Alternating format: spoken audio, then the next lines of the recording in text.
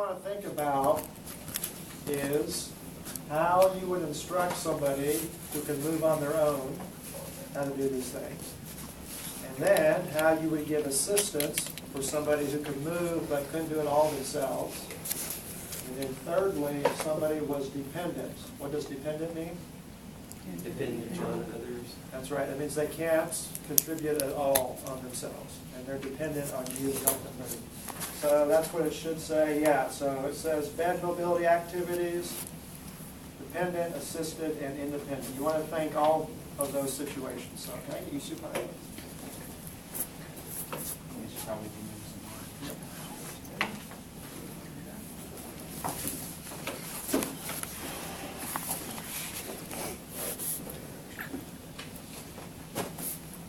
Okay, so, and Seth, can you get me another sheet, please, real quick? All right, so here's somebody in bed, and what's the first activity we're going to do? What's on your sheet? Moving side to side. So I need him to go one side to the other. So let's say Ben is fairly independent, he can move. Let me see you bend up both knees, please. Okay, what I need you to do is scoot over that way. So can you push down with your feet and move your bottom over that way? And then just kind of wiggle the rest of yourself. And really, I should be over there, right? Because he's coming to an edge over here. Thank you, Sam. I don't like this. Okay, yeah, this table's not the best. So that table doesn't go up and down because I'm going to have to help him move it a little bit. So what can I do for my body mechanics? Raise it up. I can adjust the bed. So you're about to practice this on the tables and in the hospital beds. So remember about moving the table up and down. Let's scoot over that way. Go ahead and lift your bottom up and scoot it over that way and move your head. Okay. All right, so he's able to do that by himself. So what if he, let's say that he's not able to totally do that by himself, but he just needs some help.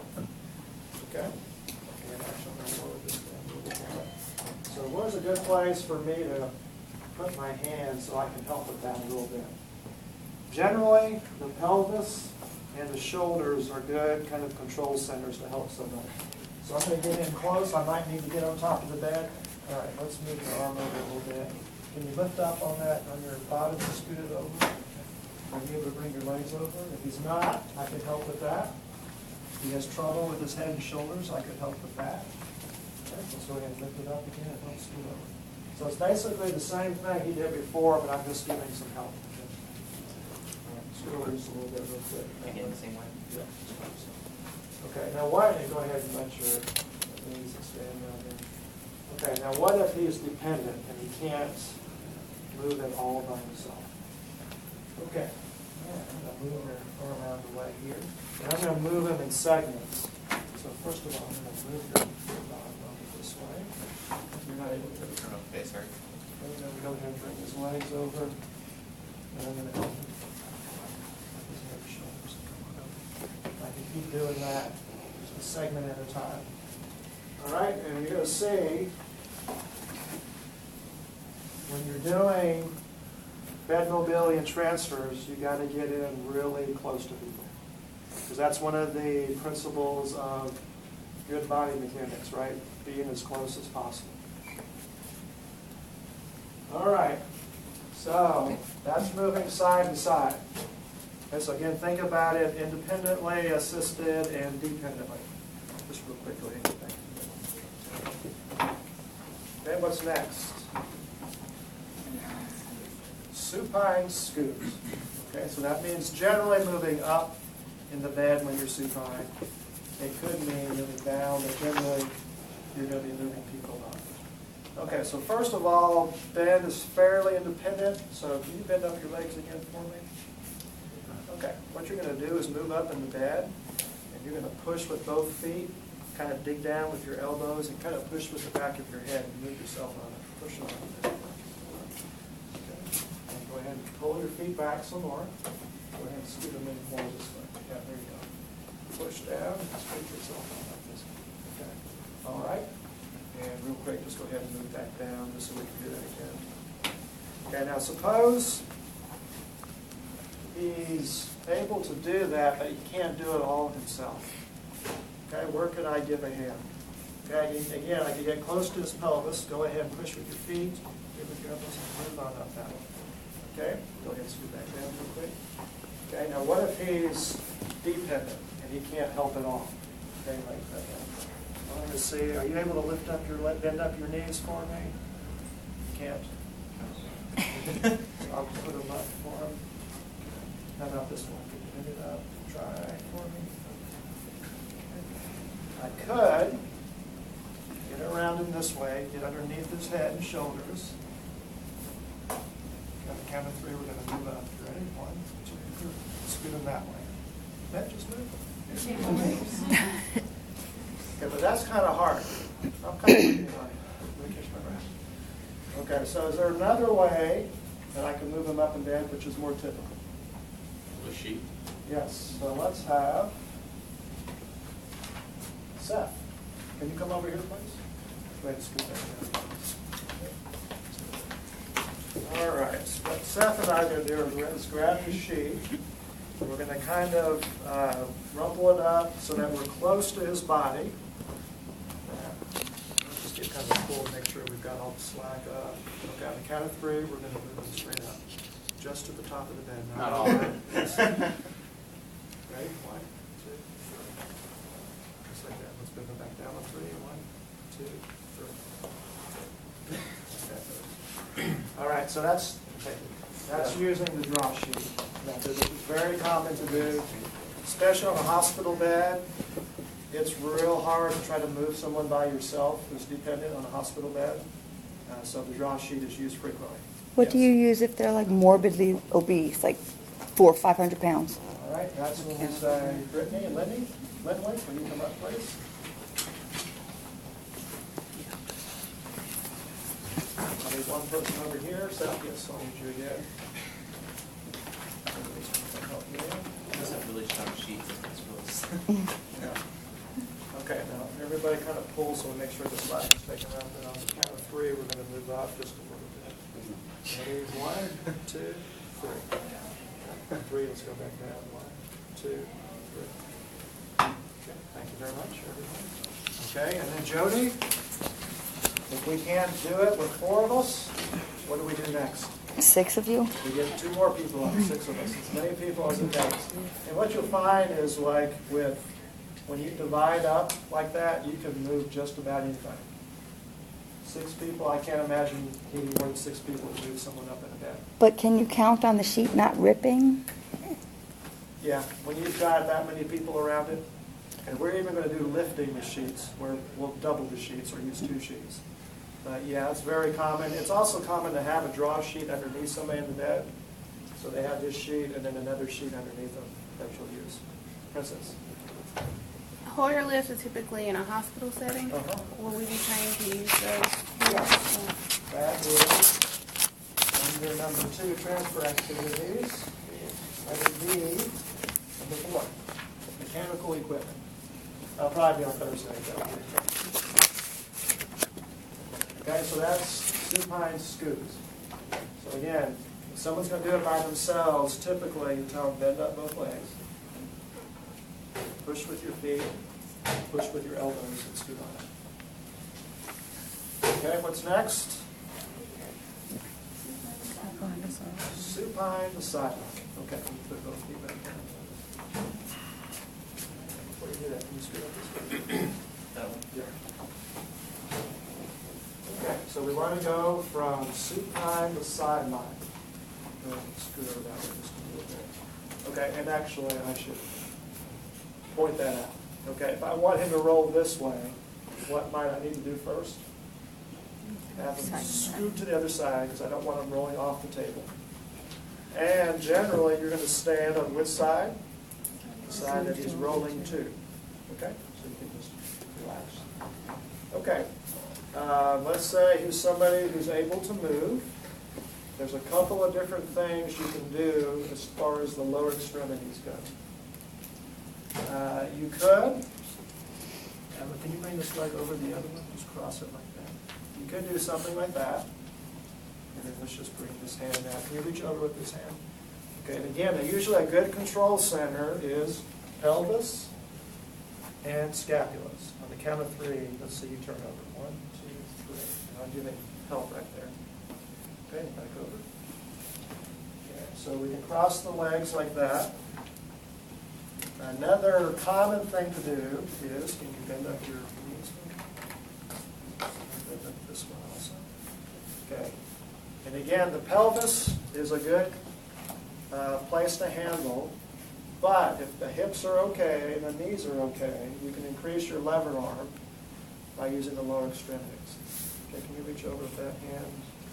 Okay, I'm still going to grab the scapula here. On count of 3, let's go over. 1, 2, 3. Okay, so that is a nice lever arm. But again, if everything's okay with the hips, that's okay. Back over. What about this one? Okay, this one, there's a couple of things. Usually you can have it abducted like that, and then roll over that way. Yeah, that's right. Yep. So you said independent cross the feet, or is that different? Okay, tell me what you think. I guess independent, they can have your legs flexed like that. There's a lot of different options. Okay, so if he's fairly independent, go ahead and extend your knees. He might not do anything with his legs. He just roll over the place. Okay, so he kind of crossed himself that way. Okay, so if he needs some help though, it's kind of hard for him to do, then that might be a time where I cross the legs. It just makes it easier to go over that way. Okay. I might not do that. I've had someone laugh at me before for doing that for somebody. So if I want people to laugh at me, I could just tell them to do this. And that's easier for some people too. Okay, now if he's not totally independent, I just need to give some help, that is a good time to have the knees bent up like that, because that's a nice lever arm right there. Okay, what do you think about this method? All right, on the count of 3. Ready? 1. No. And what if he's had a stroke? He has left hemiparesis, and he has a subluxation of his shoulder right there. Is that a good time to really pull right there? All right, so notice the hand is on the scapula, and usually on the pelvis or on the longer lever arm, not pulling the upper extremity. Now, sometimes you'll have people use this to grab the handrail that's on the mat. Is that a good idea or not? Sure. It could be a good idea at first if they really need help, but typically if someone's going home and they're not going to have a hospital bed, you don't want to get in the habit of that. Eventually, at least, teach them how to roll without doing that. Okay, so anything else about supine to sideline? Okay, what's next? Supine to prone. To prone? Really? Okay. It's not often that you'll do this, but we'll go ahead. Okay, so I need a lot of room, so can you scoot over this way a little bit more? Get close to the edge. Okay, that's good. All right, now it's not, again, you don't move people into prone that often, but the problem here is what to do with the lower extremity. A couple of things you can do is supinate him and kind of put his hand under his hip there, and he's just going to roll over it like that. Or you can abduct as far as you can out this way. Okay? And then this could be a good time. Can you leave it up there or is that? Oh, sorry. Okay, because we're about to roll. All right. And then are you able to reach over with this hand over here? Am I going to pull right here? No, I'm just moving it over. Thank you. Okay, and then I've got pelvis and scapula. On the count of 3, we're going all the way to your stomach. Ready? 1, 2, 3. And then we're rolling prone that way. Okay? And then you would get your, go ahead and stay prone here. All right, I might need to readjust there. Are you able to put your head down? Okay. All right, get back over. They be kind of awkward too. So let's do this again. I'm going to get this arm up over here. And I might need to cross one leg over the other like that. And I'm going to get to the side he's rolling to. Okay, on the count of 3, I'm going to come over to your back. Can you turn your head facing the other way? That's it. On 3. Ready? 1, 2, 3. Let's get the leg straightened up. And then we need to do some, put your arms back down. We need to do some scooting over. Let's scoot over this way. So go ahead and try that, although it's not going to be very common that you go to the prone position. Anything about that one? What's next? Okay, here's some bed mobility that you do a lot. Let me see where. Supine to sit. Okay, so we're going to do all three of those that are underneath there. First of all, we're going to go to long sitting. Can you scoot up in the bed and switch sitting? Okay, remember long sitting is he's going to keep his lower extremities extended on the table. All right, what you're going to do is you're going to come to a sitting position with your legs just like they are. Okay, so what I want you to do is push up with your elbows and then raise yourself up and walk up to your hands. So you're all the way up to your hands. Okay. And now you're going to come back down, go down to your elbows, and lower yourself down all the way. Okay, so that's fairly independent. What if you need some assistance? I would make sure you have good control of the head back here, kind of the head and the lower back, excuse me. Okay. All right, try to get up to your elbows. All right, can you push up to your hands? All the way up to your hands, there you go. And again, I'm supporting him at his shoulder girdle, not at his arms, at his shoulder girdle. Okay, now he's coming down and he needs some help. I really want to watch his head here. So notice I've got a forearm on his back. And I've got his head too. Everybody see that? Okay. And go down to your elbows. Okay. Keep going down and go all the way down. Okay, what if he's dependent? All right, I'm going to have to do that all by myself. And let's say that Ben is a pretty big guy, and I don't feel like I can do that safely. Seth, can you come back over here? All right, I want you to kind of have his shoulder girdles like that. And I'm going to control his head. On the count of three, let's go on. Okay, 1, 2, 3. Okay. And then again, we've got control of his shoulder girdle and his head right here. Okay, now let's go back down to gently. Go ahead. Bring it back down.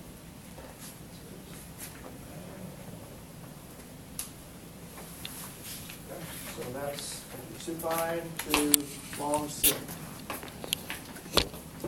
Any comments on that? Okay. Okay, now that works into number 2. This is that sitting pivot or flat spin. Okay, I guess I'll get on this side. Let's say that